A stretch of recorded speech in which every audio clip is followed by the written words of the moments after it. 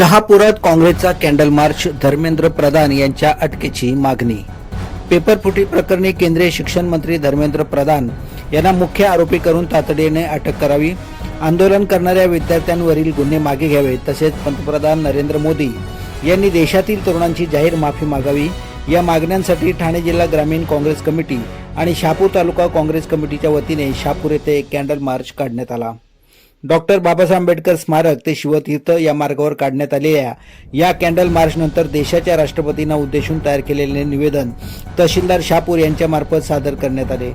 यावेळी ठाणे जिल्हा ग्रामीण काँग्रेस कमिटीचे अध्यक्ष चेतनशिव पवार यांनी पेपरफुटी प्रकरणाची सखोल चौकशी करून केंद्रीय शिक्षण मंत्री धर्मेंद्र प्रधान यांना मुख्य आरोपी ठरवत त्यांना तातडीने अटक करण्याची मागणी केली। या कॅन्डल मार्चचे आयोजन शहापूर तालुका काँग्रेसचे अध्यक्ष जितेश विशे यांनी केले होते। यावेळी काँग्रेसचे नेते अनिल निचिते, मुरबाड तालुका अध्यक्ष अनिल छिराटे, महिला जिल्हाध्यक्ष जान्हवी देशमुख, अल्पसंख्याक जिल्हाध्यक्ष आसिफ शेख, युवक जिल्हाध्यक्ष अली असगर, ओबीसी जिल्हाध्यक्ष तुषार देसले, युवक काँग्रेस तालुका अध्यक्ष अंकुश भोईर, सरचिटणीस जयवंत पाटेकर, उपाध्यक्ष नितीन पाटोळे, भिवंडी तालुका अध्यक्ष नितीन चंदे, जिल्हा पदाधिकारी देवेंद्र बेरे, दशरथ तारमळे, विपिन भावार्ते, अविनाश सातपुते, ज्येष्ठ कार्यकर्ते नथू विशे, श्रीपत संगारे, याशिन शेख, ओबीसी तालुका अध्यक्ष जयवंत हारड, दिलीप कराळे,